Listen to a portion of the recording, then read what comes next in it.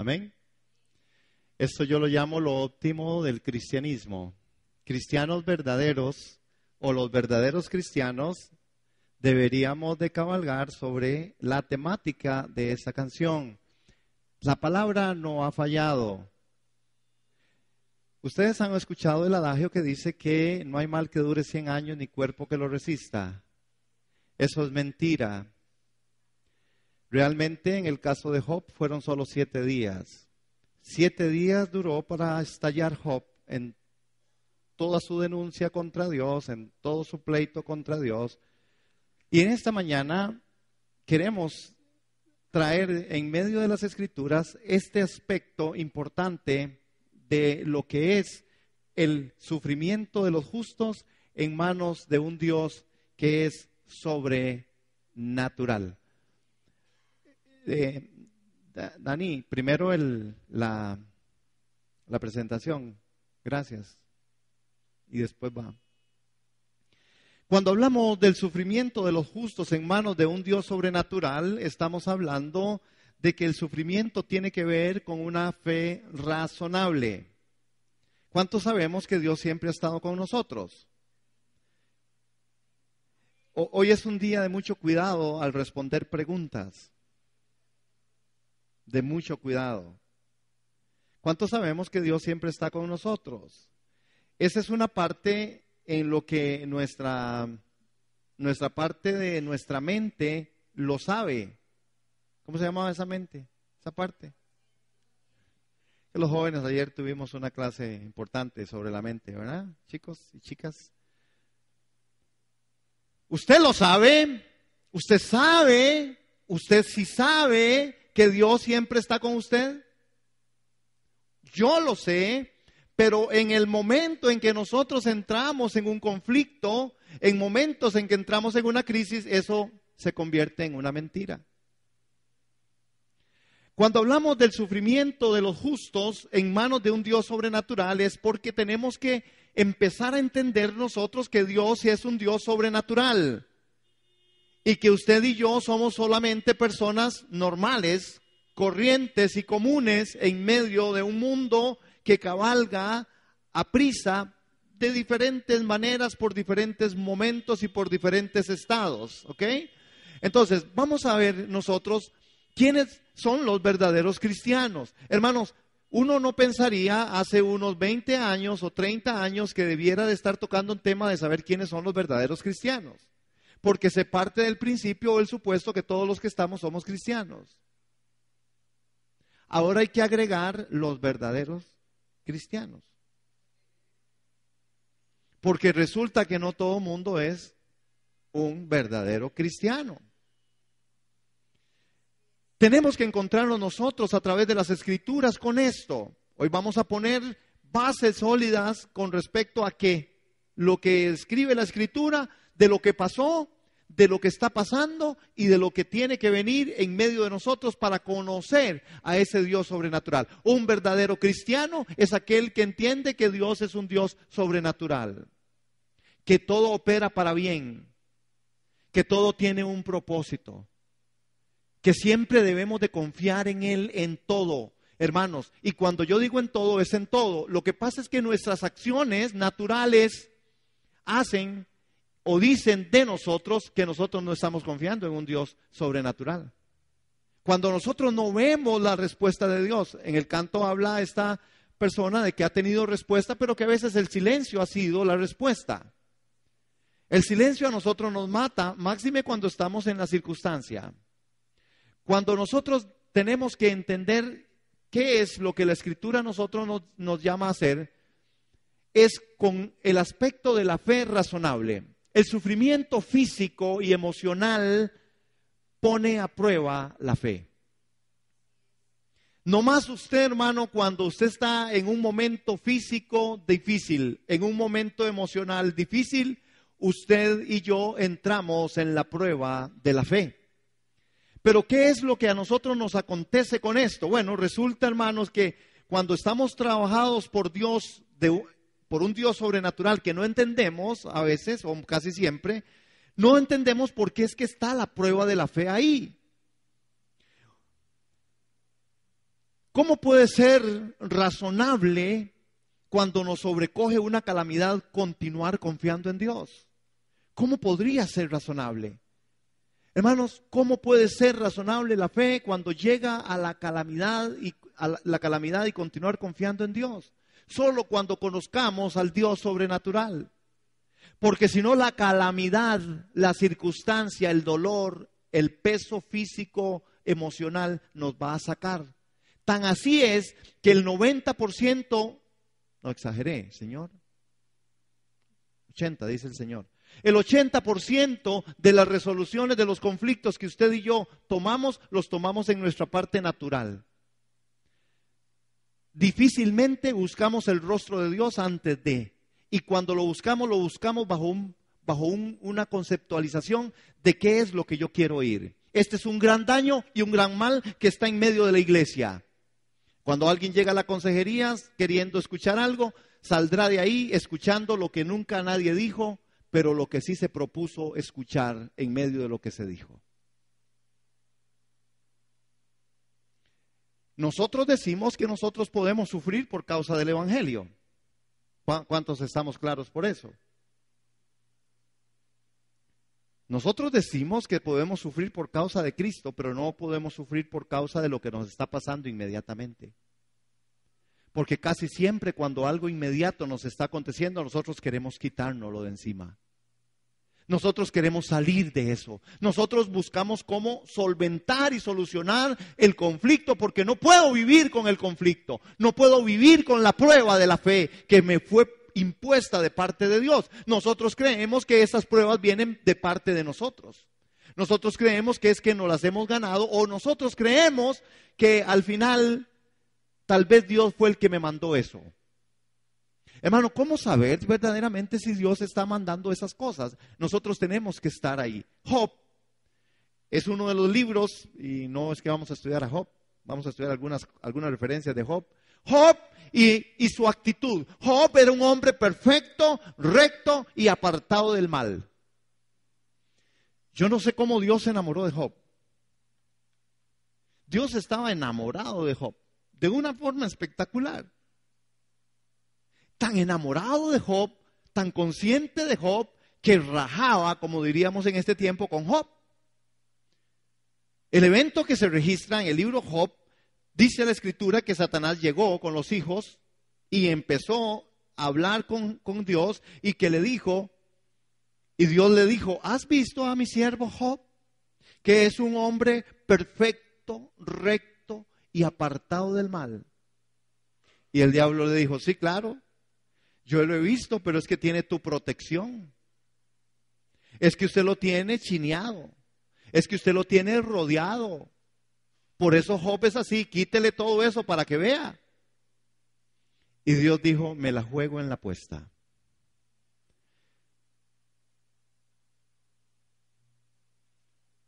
El que menos sabía del asunto y al que Dios nunca le iba a tomar en cuenta para preguntarle si quería o no quería era Job.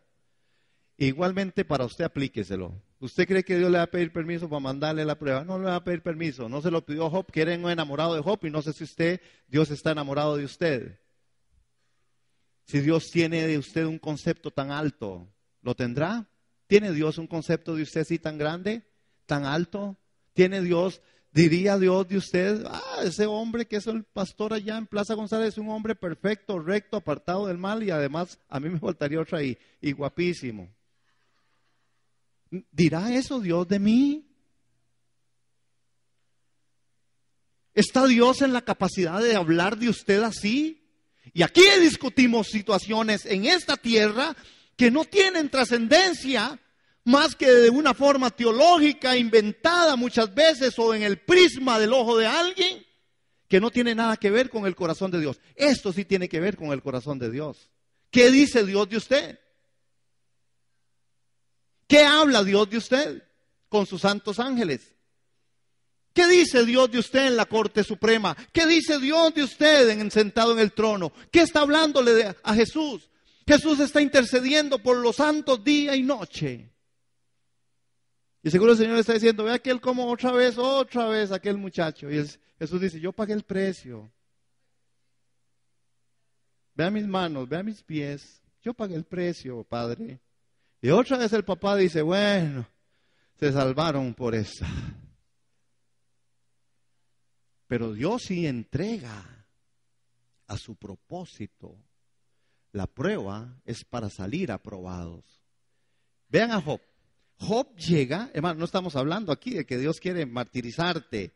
Es decir, el libro de Job nos da una muy buena respuesta a este interrogante. Job se presenta como un hombre perfecto y recto que era temeroso de Dios y vivía apartado del mal. Es decir, luego Job es acosado por una serie de tragedias personales.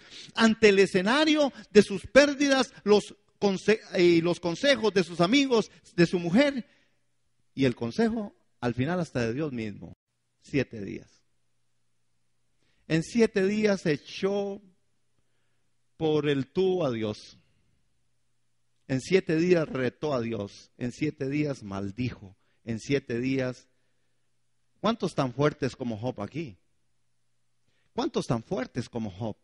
Un hombre recto, perfecto, apartado del mal. ¿Cuánto le dura a usted el asunto de la prueba? ¿Cuánto usted cree que usted soporta? Hay gente que dice, es que yo he soportado por 20 años esta situación. Usted no ha soportado nada. Porque lo que a nosotros nos pasa es que normalmente tenemos situaciones que no nos gustan y cuando algo no nos gusta queremos salir de eso sin preguntar si es que Dios está en el tema o no está en el tema. ¿Me doy a entender, iglesia? ¿Me doy a entender por qué al principio dije lo que dije?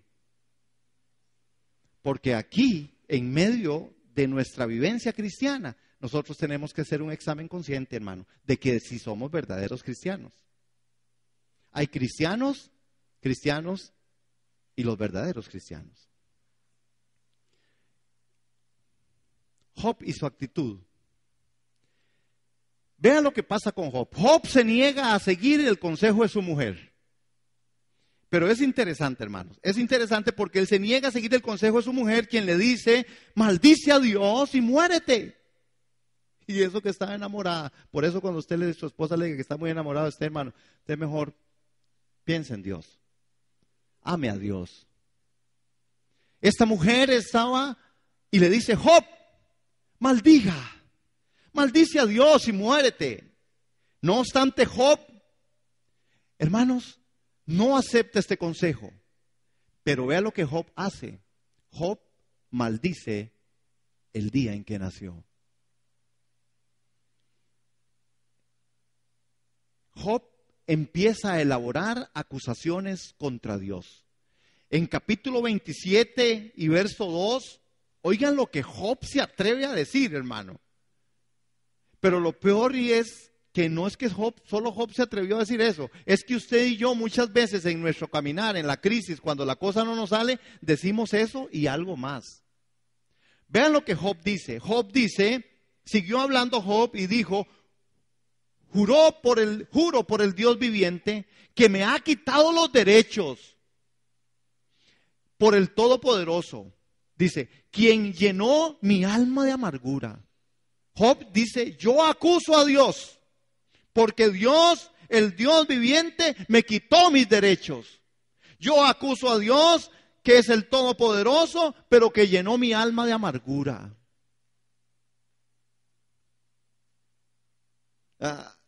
Job es una figura,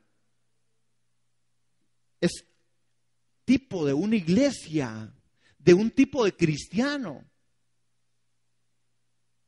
Está maldiciendo a Dios. ¿Hemos maldecido a Dios nosotros? Se deja decir que la contienda entre ellos es injusta por cuanto son desiguales, le dice Job. Si solamente pudiera encontrar a Dios, dice Job en un momento, con el fin de acusarlo personalmente. Eso dice Job.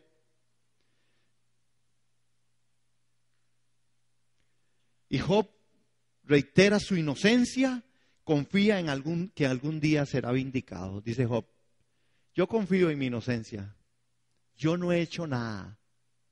A Job se le empezó a desarrollar la lengua. Un mal del cristiano. Empezar a justificar lo que no tiene justificación. el servicio es un privilegio, pero en el servicio es donde más la gente se queja. El servicio se le hace a un Dios que es sobrenatural. Pero no más, hermanos, usted empieza a servir y usted empieza a encontrar tropiezo tras tropiezo. Y hoy el 90% de la iglesia no sirve porque han sufrido de frustraciones, de molestias, de decepciones. Y entonces piensan que llegó un tiempo donde ya serví. En donde ya llegó un momento donde ya no. Que sirvan otros. Hermanos, cuidado. Es solo mi advertencia, cuidado. Es un privilegio. Nadie tiene el privilegio más grande del mundo que ser un servidor en medio de la comunidad de fe. No hay un privilegio mayor. No lo hay. No lo hay. Ese es el privilegio que no todos tienen. Ese es el privilegio que no todos quieren. Ese es el privilegio que no todos optan por eso. ¿Nos cansamos? ¿Qué es lo que Job está diciendo? Job acusa a Dios. Igual hacemos nosotros. En el momento en que nosotros llegamos a estos estados, lo sobrenatural de Dios, ¿qué es lo que Dios hace? Vea lo que Dios hace. Dios hace que no se plegue a los tres amigos, tampoco culpa a Job en defender su inocencia. El Señor dice, a este le voy a dar, como dirían por allá los chiquillos, churuco. Voy a dejarlo que hable. Es decir, lo sobrenatural de Dios en 42:8, en 42:2, dice, ¿todavía quieres discutir con el sobrenatural? 77 preguntas desde el torbellino le hace el Señor. Claro, ese examen era pesado para Job. ¿Usted sabe lo que es contestarle a Dios 77 preguntas? Si hoy usted no podría tal vez ni contestar si es salvo o no, porque a usted le va a caber siempre la duda, y si agarra de un lado, agarra del otro, de los que dijeron que sí y otros que no, usted se cabe en la duda. 77 preguntas. ¿Quién le puede contestar a Dios 77 preguntas? Hermanos, ¿pondrás en duda mi justicia? Le dice el Señor. ¿Pondremos a Dios? ¿Pondremos en duda la justicia de Dios? Y ustedes oyen que es una de las palabras más repetidas, que no es justo. Que no es justo que la mamá de justo le pegue a justo de puro gusto. Es que no es justo. Es que ¿por qué me pasa a mí? Es porque yo. ¿Pondrás en duda la justicia de Dios? ¿Usted cree que lo que a usted le está pasando no está bajo las manos del poderoso? ¿O usted cree que Dios la dejó sola o lo dejó solo? Lo que pasa es que usted ha tomado acciones indebidas. Usted no ha hecho lo correcto. ¿Y cómo sé yo? Yo no lo sé. Pero si usted cree que usted lo sabe, tampoco lo sabe. Porque usted no sabe nada. El único que sabe es Él. Y en el tiempo usted se dará cuenta si usted está en la posición de Job. ¿Por qué yo no supero las crisis y los traumas? ¿Por qué la falta de perdón? ¿Por qué mi circunstancia, aunque me pasó en muchos años, no logro superarla? ¿Por qué mi enojo? ¿Por qué mi ira? ¿Por qué mi raíz de amargura? ¿Por qué he cedido terrenos al diablo con mis mentiras y mis engaños? ¿Por qué? Porque yo he dudado de la justicia de Dios. Él siempre ha estado con nosotros. Hermano, ¿usted cree que Dios le hace falta que usted le recuerde sus debilidades cuando tampoco Él ha contado con tus fortalezas? A veces es que suena hasta feo, pero a veces creemos que es que Dios nos necesita. Y necesitamos intercambiar esta presunción que a veces tenemos. Dios nos da la oportunidad de ser llamados sus hijos. En 42:8, Dios inmediatamente le dice, así que tomen 7 toros y 7 carneros y vayan a mi siervo Job y ofrezcan una ofrenda quemada por ustedes mismos. Mi siervo Job orará y yo aceptaré la oración a favor de ustedes. No los trataré como se lo merecen, a pesar de no haber hablado de mí con exactitud, como lo hizo mi siervo Job. Dígame si el Señor no es sobrenatural. Yo quería recordarle al Señor, este hombre le dijo que usted era un injusto y que se lo quería topar de frente para que se diera cuenta usted quién era él. Porque eso fue lo que Job le dijo. Sin embargo, oigan al Dios sobrenatural. A Dios no le asusta que usted llegue con sus patrones de conducta delante de Él. Pero usted y yo tendremos que llegar delante del Señor con temor y temblor, porque la soberbia va a despedazar tu corazón y tu vida, porque nadie se podrá nunca poner ni quedar en pie delante del Dios Santo. Dios es un Dios sobrenatural que sabe cómo perdonar, que sabe cómo llevar. Entonces dice que el Señor sobrenaturalmente le dijo a Job, ¿todavía quieres discutir con el Todopoderoso? Tú criticas a Dios, pero ¿tienes la respuesta? Le dice. ¿Pondrás en duda mi justicia y me condenarás solo para probar que tienes la razón? Le dice a Job. ¿Invalidarás tú también mi juicio? Pregunta Dios. Eso es el hoy. Eso es hoy. Esta gente fueron encontrados, esos chicos delgaditos, ¿verdad? Y la mujer, ¿la vieron allá? Fueron encontrados declarando que Jesús es el Señor. Y así los agarran. ¿Vieron al policía al principio? Al hombre, el oficial, el policía. Solamente da media vuelta y que los garroten y les den. ¿Qué nos pasaría a nosotros? Hermanos, este hombre dijo algo y él dijo, yo no estoy preparado. ¿Estamos nosotros preparados para una persecución? Ustedes saben por qué la persecución a nosotros no nos llega. Porque a veces nosotros no vivimos el cristianismo de la forma en que debiera ser vivido. Y cuando a nosotros nomás nos acontece algo tan pequeñito, nosotros salimos disparados, llorando y angustiados y quejándonos de Dios.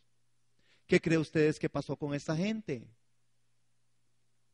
Nomás el hombre dice qué es lo que piden y les querían ofrecer la ayuda y solamente les dijeron, solamente oren por nosotros, para que nosotros no renunciemos a Jesús y para que otros no se desanimen a ser cristianos. ¿Cuántos de nosotros, de los que estamos sentados aquí, de los que estamos aquí en esta mañana, pudiéramos ser cristianos en esa forma? Ve, hermanos, que nosotros no sabemos nada. Ve que nosotros todavía no sabemos cómo es el tema. Nosotros no entendemos al Dios sobrenatural de la India. Pero Dios está con ellos. Pero Dios les está guardando ahí.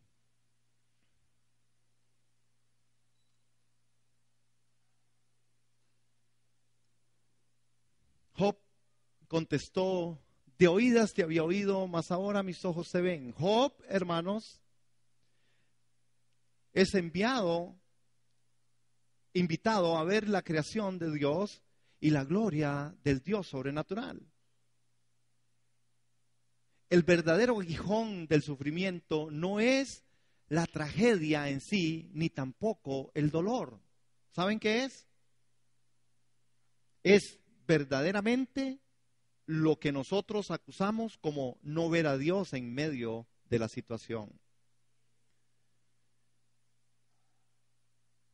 ¿Dónde estabas tú? Le dice Dios a Job, cuando fueron hechos los cielos y la tierra. ¿Acaso puedes controlar la nieve y la tormenta y las estrellas?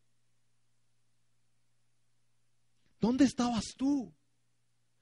Job es invitado a abrir en una revelación al principio. Dios lo lleva al principio para entender al Dios sobrenatural, para entender el privilegio de ser cristianos. Necesitamos ir al principio. Hermanos, nosotros todavía no hemos dado ni la sangre. A veces nosotros, hermanos, en medio de nuestro cristianismo, caminamos en un perfil muy bajo. Caminamos en el perfil más bajo, haciendo lo mínimo, hermano. Y con lo mínimo queremos reconocimiento. Y con lo mínimo queremos que el Espíritu de Dios se mueva. Y con lo mínimo queremos que Dios nos favorezca. Y con lo mínimo, hermano. ¿Cuál es nuestro esfuerzo de la segunda milla? ¿Cuál es nuestro esfuerzo de ir más allá? Hermanos, si nosotros a veces en medio de nuestra vivencia cristiana no estamos tan siquiera dispuestos, como le pasó a los apóstoles, a veces no oramos tan siquiera ni una hora. Nomás se nos dificulta orar una hora. Nomás se nos dificulta a veces meternos en el servicio de Dios, de predicar el evangelio a tiempo y fuera de tiempo. Se nos dificulta casi todo, hermanos. Porque hay mucho sol, porque hay mucho calor, porque hay mucha lluvia. Se nos dificulta casi todo. Cuando nos agarren a garrotazos y a patadas, hermanos, porque digan que usted es creyente. Ustedes han escuchado esa historia que sí pasó, ¿verdad? De la iglesia esta donde entraron unos hermanos vestidos de militares, ¿verdad? Sí, la han escuchado, yo no se las cuento. Y que pusieron sus armas y dijeron: el que es cristiano aquí, lo vamos a matar. Entonces les voy a dar tiempo, les dijo el grupo que entraron, como de 6 o 7 personas. Les vamos a dar tiempo que se retiren, para que los que queden aquí adentro, que son cristianos, son los que vamos a matar, y los que se van, los vamos a perdonar. Se paró casi el 60-70% de la iglesia y se fueron. Y una vez que se fueron, esta gente dijo: cierren las puertas. Ahora estamos entre verdaderos cristianos. Vamos a alabar el nombre del Señor.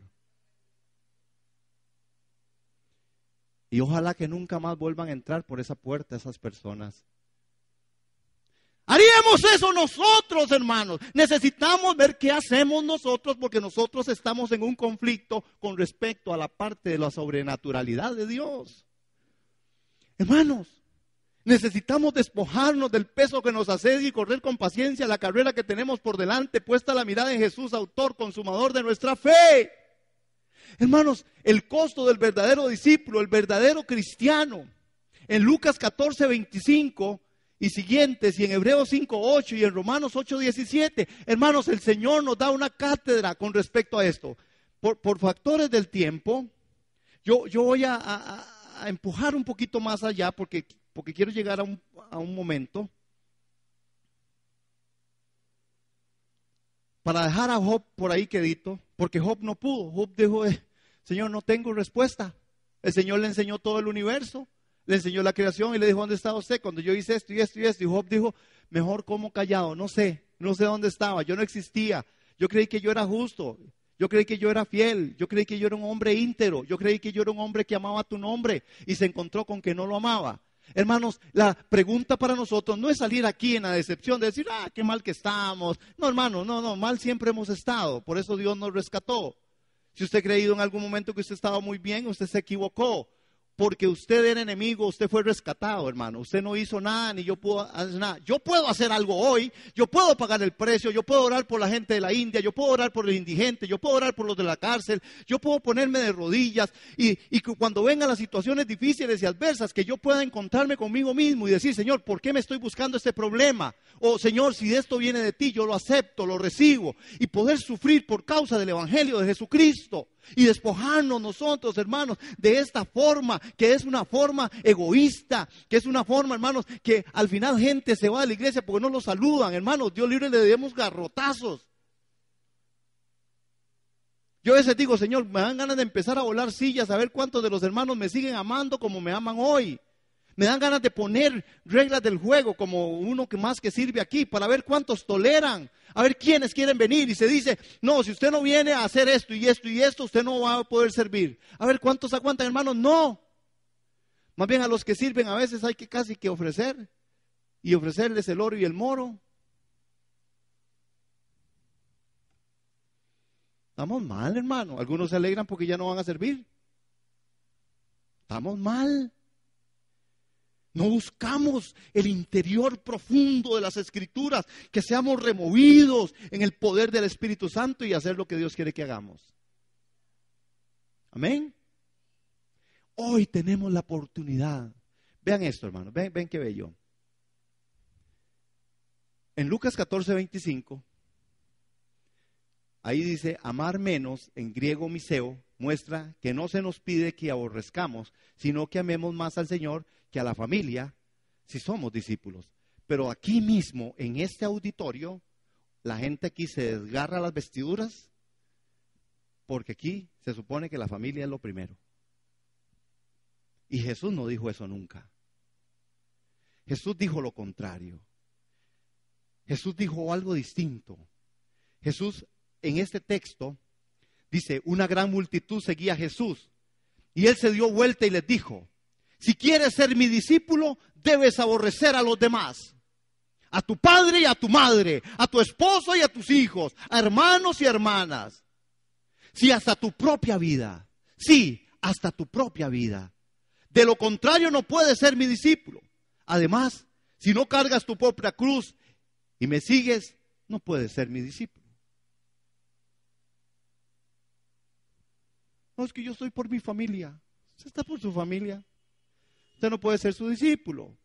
Si usted no ama a Jesús más que a su familia, usted está por otra cosa. El yoísmo, el egocentrismo ha entrado al cristianismo de una forma aterradora.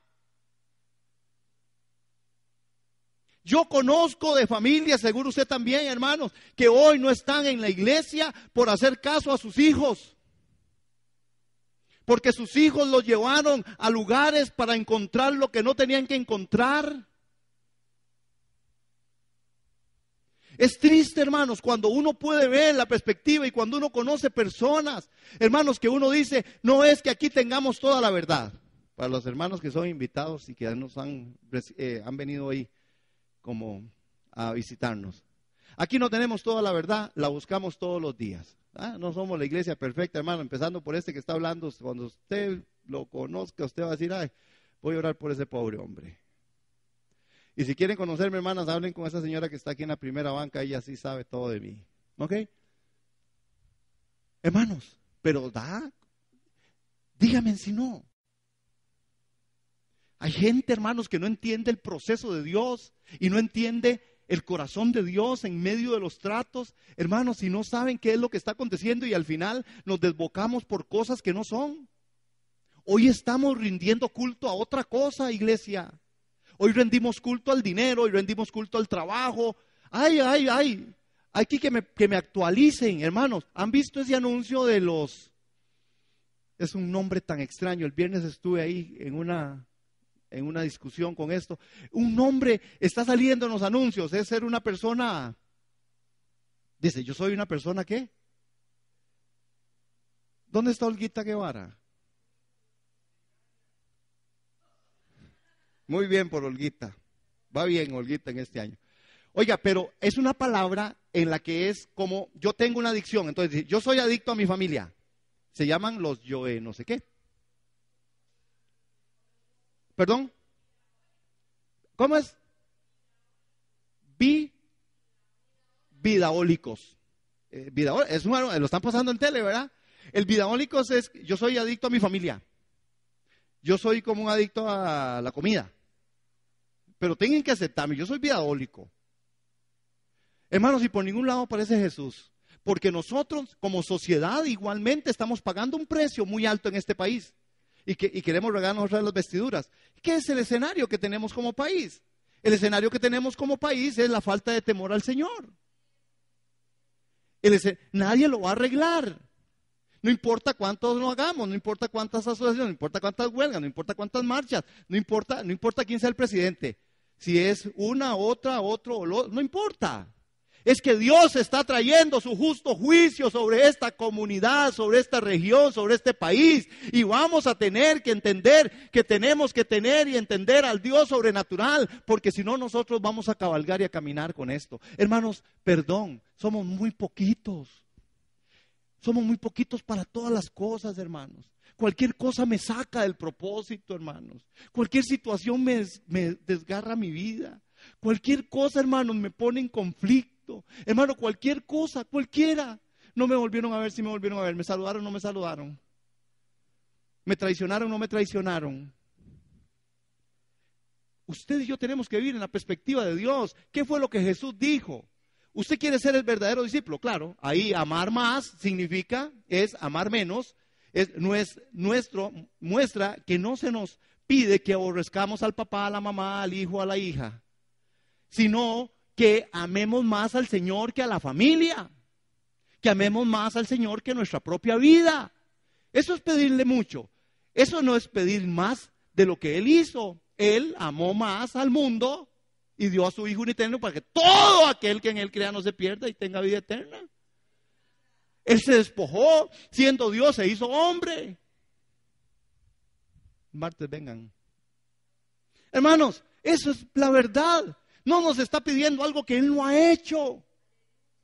¿Se imagina usted a Dios diciendo, no, yo no me despojaré de mi Hijo Jesús? Porque de todas formas conozco a esos infieles. Jesús, usted no se va a morir. Venga, para acá. Usted es mi familia. Yo no lo suelto. Vean a ver qué hacen. Así nos está pasando a nosotros. Estamos revirtiendo. No hemos entendido lo sobrenatural de Dios. Dios se despoja y se da. Hermanos, ¿cuánto nos sentimos gozosos de que Dios sea nuestro Dios? Que Dios nos ama, que Él no nos ha fallado, que Él no nos ha faltado, que Él sigue con nosotros. Entonces, hermano, no es que usted agarre ahora puntapiés a sus hijos, a su esposa, a su mamá, a su papá, ¿no? Y lo digo como advertencia, aquí nos pasó algo muy feo hace muchos años. Cuando vimos un grupo de papás que me venían a reclamar que nosotros habíamos enseñado, ¿verdad? Estevitan, usted va, Tato, ¿se acuerda? Tato de esos tiempos, ¿verdad? Éramos famosos. Y llegaron los papás a decir que es que nosotros estamos diciendo que tienen que querer más a otra gente que a los papás. Y los chiquillos, esos jóvenes, dijeron, sí, no, queremos a Cristo. Eran muy radicales. A mí me encantaba ese grupo. Gastón, ¿verdad? Esteban, ahí van, ¿verdad? Marcela, la otra muchacha. Y hermanos, y los torillos y las torillas, ¿verdad? Hermanos, y esta gente fueron tan radicales que de verdad. Lo que pasa es que, bueno, no lo canalizaron. Los papás se asustaron todos cuando llegaron y les dijeron, no, ya ustedes no los queremos más, queremos a Jesús. Pero debiera ser así. Yo no puedo, hermano, ¿cómo es posible? Vean lo que nos pasa, contextualizando en nuestro tiempo. Resulta que entonces yo tengo una discusión con mi esposa y con mi hija, y entonces resulta que ya entonces definí no ir a la iglesia porque estoy en una discusión con ellas. ¿Qué estoy diciendo? ¿Qué es más importante ella? ¿Que soy más importante yo? ¿Y que es más importante que el Señor? No, es que ya yo definitivamente, mira que, vea, ustedes han escuchado esto, qué decepcionado que estoy de la iglesia. Bueno, cuando usted está decepcionado de la iglesia, es porque usted no ha entendido, y si yo también lo dijera, no he entendido qué es Dios, quién es lo sobrenatural de Dios. Decepcionado de la iglesia, ¿por qué? Porque una persona dijo, porque otra persona no hizo. Nos deberíamos de decepcionar de nosotros mismos, de ser tan poquitos y no seguir a la meta del premio, del supremo llamamiento, y que nos garroten, y que nos vuelen, y que nos desgastemos en el reino, y que vivamos para la gloria del Señor, que como trabajamos 8, 10 y 15 horas, busquemos 30 horas más para ver cómo hacemos para meternos con el Señor en su presencia y alabarle y adorarle. Y que desgastemos nuestras vidas. Cada vez que tengo un momento, la gente debería voy para la iglesia y voy para la playa. Está bien, yo no critico que vayan a la playa, yo también voy, no soy el mejor fan. Qué dicha que la familia puede ir y compartir y disfrutar. Hoy tenemos aquí un montón de familias que están allá. Yo no tengo un problema de eso. Mi punto es mi punto es que ¿por qué no nos desgastamos de igual forma? ¿Por qué no apreciamos tanto? Madre, que estoy muy cansado. Todo el mundo anda cansado. Están cansados porque no buscan el rostro del Señor. Porque en su presencia, hermanos, hasta dormido se puede quedar uno. Y descansa. Porque la mano del Señor está sobre mí. Uno entiende lo natural y yo no estoy aquí contra naturaleza. Usted tiene que trabajar, porque si usted no trabaja no come. Y yo tampoco.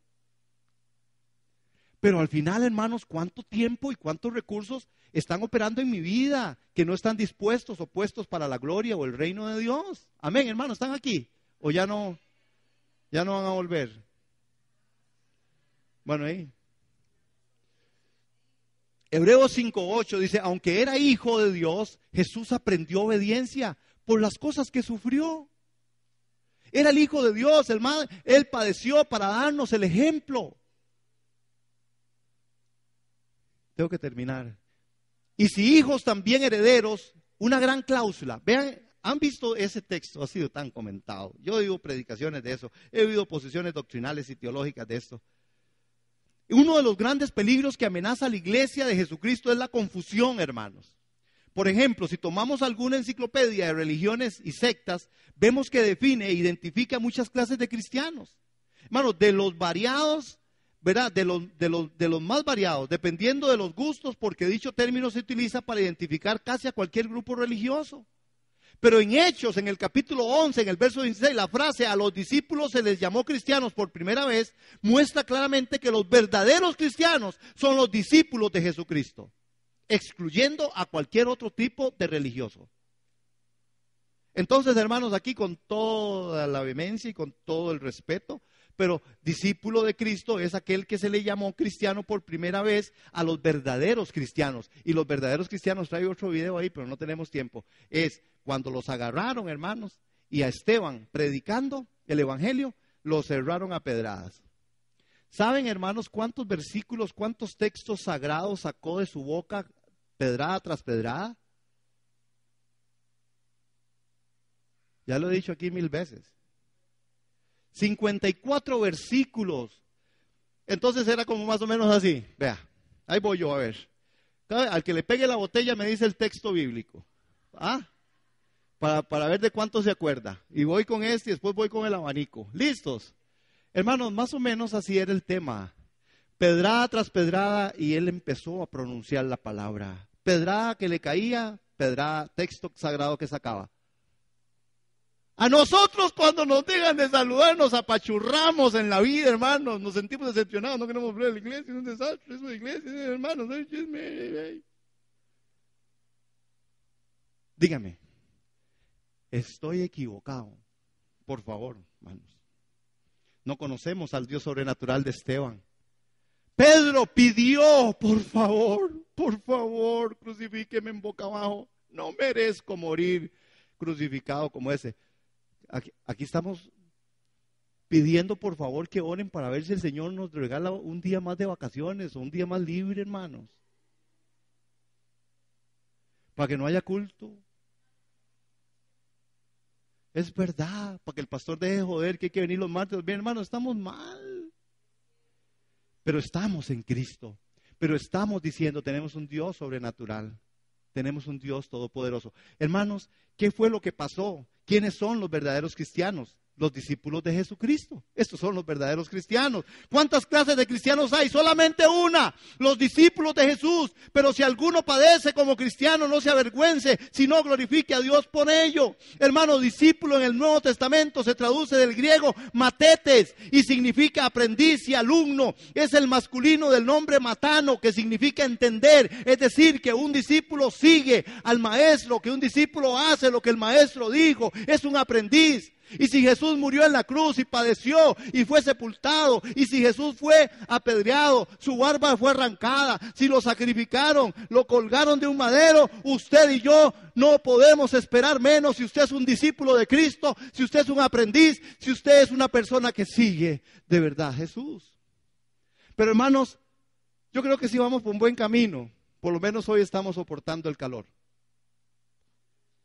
Aunque era hijo, aprendió obediencia. Aunque era hijo de Dios, Jesús aprendió obediencia por las cosas que sufrió. En el verso 9 dice, de ese modo Dios lo hizo apto para ser sumo sacerdote perfecto, y Jesús llegó a ser la fuente de salvación eterna para todos los que le obedecen. Los que tienen carro me pueden dejar la llave ahí en la oficina. Renuncie a su carro, renuncie a sus cosas, pero no queremos más. Venga para acá. Es más para mí, más para mí, más para mí. Más para mí. Dije y acusé y sigo acusando, hermanos, y a mí por eso seguro, bueno, que dice que el Señor me quiere. Porque yo digo, no coincido. ¿Cómo, hermanos? La infraestructura de la iglesia evangélica está en proporción, hermanos, en edificio de miles de millones. Y ni nos sonrojamos de levantar edificios de miles de millones, y a la par una casita de una persona, hermano, que cuando llueve parece que estuvieran afuera y no adentro, que la tienen toda estartalada, que no hay condiciones tan siquiera ni para un diario, y nos atrevemos, hermanos, a seguir construyendo. Yo entiendo el tema. Necesitamos un lugar donde congregarnos. Yo lo entiendo, hermanos. Aquí tenemos proyectos. Queremos ampliar el baño de las mujeres. Viene el proyecto. Queremos hacer algunas cosas que nos ayuden a mantener. Hermanos, pero hay exageraciones. Hermanos, esto es ser discípulo. Renunciar a las posesiones. No, más bien cada día quiero algo más. A veces hasta nos cuesta dar de lo que Él nos dio. ¿Aló? Yo no sé, no es aquí, es otra iglesia que yo conocí. ¿Ah? El significado de amar menos, del griego miseo, hermanos, muestra que el Señor no nos pide que aborrezcamos a nuestra familia, sino que lo amemos más a Él que a ellos. Hermanos, lo sobrenatural de Dios nos pone a nosotros ahí. Mire, ¿cómo saber si somos herederos? Dice que este texto habla de que así como somos hijos, también somos sus herederos. Estamos hablando en Romanos 8:17. Dice, de hecho, somos herederos junto con Cristo de la gloria de Dios, pero si vamos a participar de su gloria, también debemos participar de su sufrimiento. Romanos 8:17, no se les olvide. Hermanos, ¿qué? Así como somos sus hijos, también somos sus herederos. De hecho, somos herederos junto con Cristo de la gloria de Dios, pero si vamos a participar de su gloria, también debemos participar del sufrimiento. Entonces, los que piensan que hay una salvación enormemente grande ahí, que usted no tiene que hacer nada, si usted no padece los sufrimientos de Cristo, su salvación tampoco está, ¿o sí? El que no padece los sufrimientos de Cristo tampoco tendrá su gloria. Es decir, la ortodoxia tiene que ir con la ortopraxis. Es decir, mi verbo, mi discurso tendrá que ser apoyado por mi caminar. Si soy discípulo, padezco con Él. Si soy su discípulo, hago lo que Él hizo. Amén. Hoy sí me van a regañar. Y si hijo, también herederos, hermanos, pero hay una cláusula, y ahí puse yo una gran cláusula. ¿Cómo saber si somos herederos? De ahí muy fácil, si padecemos juntamente con Él. ¿Se acuerda que hay un texto que habla, Señor, Señor, en tu nombre hicimos esto? Y el Señor les dice, yo no los conocí. ¿Por qué? Porque no padecieron con Él. Yo no los conozco, ustedes no padecieron conmigo. No tengo tiempo para ampliar el texto. No participaron conmigo. Ustedes no sufrieron juntamente conmigo.